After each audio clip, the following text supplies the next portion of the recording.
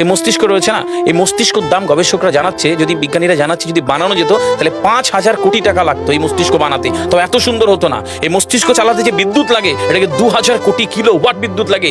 একটা মস্তিষ্ক পুরো বাংলাদেশ চলে যাবে, আর কিছু বিদ্যুৎ বাইরের দেশে বিক্রি করে এই দেশ টাকা রোজগার করতে পারে। এই আপনি চিন্তা করেন যে শিরোপশিরাগুলো, একটা তারের হেডফোনকে পকেটে দেবেন আর বের করবেন, দেখবেন ছাড়াতে হচ্ছে, জুড়িয়ে জানা এই পুরো শরীরের মধ্যে এরকম জড়ানো পেছনে যত শিরা আছে না, এই শিরাগুলোকে বলা হয় খুলে খুলে রাখা হলে 11 একর জমি লাগতো, 11 একর জমি লাগতো। কেন ইমাজিন আমাদের মধ্যে কি রয়েছে, পুরো শরীরে 650টা মাংসপেশি রয়েছে, যা ইনস্ট্রাকশন দেবেন তাই করবে। আজকে একবার ভেবে না, কাল একটা বাইক কিনবেন, হন্ডা কিনবেন, আপনি বাইরে বেরোবেন দেখবেন সব বাইকের দিকে নজর যাবে, এই বাইকটা ভালো, এটা সুন্দর, মাইলেজ ভালো, কোনটা ভালো, কি দেখবো। যতক্ষণ না কিনবেন মস্তিষ্ক আপনাকে ছাড়বে না, ও চিন্তা করতে থাকবে। ঠিক সেরকম একটা কমেন্ট যখন দিয়ে দেবেন, এই মস্তিষ্ক আপনাকে ওই কাজে এগিয়ে নিয়ে যাবে। পৃথিবীতে মানুষ না বেসিক নিডসগুলো ফ্রি পেয়ে গেছে। ভাবুন তো একবার, পৃথিবীর সবচেয়ে লাক্সারিয়াস ড্রিঙ্কের নাম জানেন? পৃথিবীর সবচেয়ে লাক্সারিয়াস ড্রিঙ্কের নাম হচ্ছে পানি। পানি, জল। যদি 5,000 টাকা লিটার কিনতে হতো তাহলে মানব জাতি কয়দিন বাঁচত? ফাইন, তো পৃথিবীর পানিকে ফ্রি করে দেওয়া হয়েছে।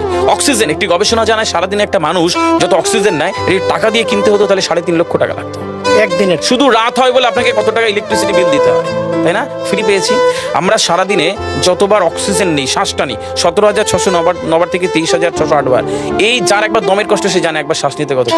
তাহলে বেসিক নিডসগুলো তো ফ্রি, আর বাকি জিনিস আল্লাহ সুবহানাহু ওয়া তাআলা দিয়ে দিয়েছে। আপনার আমার জন্মের সময় সব দিয়েছে, একটা উইল পাওয়ার ঢুকিয়ে দিয়েছে, যেটাকে বাংলা ইচ্ছা শক্তি বলে। এই ইচ্ছা শক্তির বলে আপনি এখান থেকে বেরিয়ে কালো বলে চুরি ধরতে পারেন, আবার অভুক্ত মানুষকে একবেলা খাওয়াতে পারেন। এই দুটোর জন্য আপনার বিচার হবে আর আপনার জীবন একদিকে যাবে। বুঝতে পারে, ফিল করতে কেন দেওয়া হয়েছে। আমরা বেশিরভাগ মানুষ দেখবেন নামাজে দাঁড়ানোর সময় চিকন একটা ঘেমো গন্ধওয়ালা পোশাক করে নামাজে দাঁড়ায়, বিয়ে বাড়ি যাচ্ছি হেভি ফিটফাট করে। কখনো এটা ভেবে নামাজে দাঁড়ায়নি যে আল্লাহ সুবহানাহু ওয়া তাআলার সামনে দাঁড়াচ্ছি, যিনি আমাকে সৃষ্টি করেছেন, আমার রবের সামনে দাঁড়াচ্ছি। এই ফিলটা হয় না। আমি সিজদায় গিয়ে বলি সুবহান রাব্বিয়াল আলা, ও ঢাকায় নামাজ পড়ছি আর ঢাকুরিয়াতে রয়েছে আমার মন, কেন মানে বুঝি না। আমরা তাকবীরে তাহারিমা করি আল্লাহু আকবার, আল্লাহ সর্বশ্রেষ্ঠ, ফিল করি না। যখনই না ফিল করবেন তখন অনুভূতি আসবে না। সূরা জুমার আয়াত নাম্বার 9 খুব সম্ভবত আল্লাহ সুবহানাহু ওয়া তাআলা কোরআনে বলছে যে জানে আর সে জানে না, দুটো ব্যক্তি এক হতে পারে না। সুতরাং বুঝতে হবে। হাদিস শরীফে আমরা সবসময় পড়ি না যে শহীদের রক্তের তুলনায় জ্ঞানীর কলমের কালি অনেক বেশি মূল্যবান। কেন বলেছে? ফিল করতে হয়। এই ফিল যখন কেউ করবে তখন তার জীবনটা বদলে যাবে।